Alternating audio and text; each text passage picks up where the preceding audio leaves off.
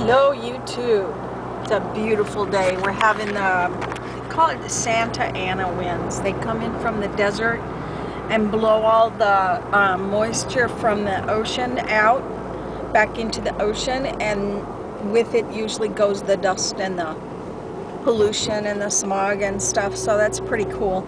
And it makes the mountains feel like you could just reach out and touch them. This is my favorite time of year. It's not happy for most folks' sinuses, and in honesty, it is also called fire season because it dries what little moisture is in the vegetation out and makes it into really good kindling. So unfortunately, everything good has a price, and that's it. You may notice my face looks like hell. Excuse my language. I had a flu shot last Thursday, Friday, whatever day it was, and I'll be darned if it didn't make me sick. Not very pleasant for a couple days. And even at my age, I am 59 years old, way postmenopausal, but if I'm sick, by golly, my face will break out like a 16-year-old getting ready to go to the prom. It's just disgusting and offensive and frustrating. So that's what that is, nothing you can catch.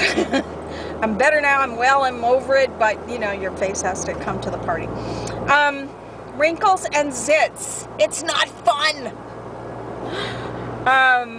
I made my first attempt to go geocaching, and on the geocaching.com website, it didn't automatically load the coordinates. You were supposed to write them down and then go to a different part of the program and write them in. I'm sure there's an easier way.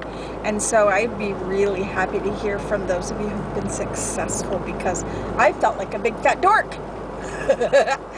I think it would have been fun had we succeeded. But anyway, so yeah, I really appreciate anybody's suggestions on how to streamline that process. I'm certain that there has to be one. What else?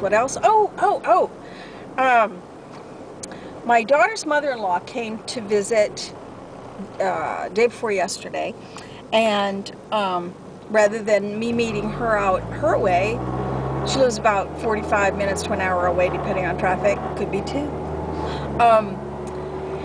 She came in this way so that she could see Aunt Jean, and that was a lovely gift. Look how much prettier the mountains are with trees instead of with billboards. My favorite. Anyway, Aunt Jean was so happy. So the next day, yesterday, I said, well, let's get up into the wheelchair. She hasn't been really happy about getting out of bed. And she said, yeah, it's a good idea. Let's go outside. And I'm like, whoa, that is awesome.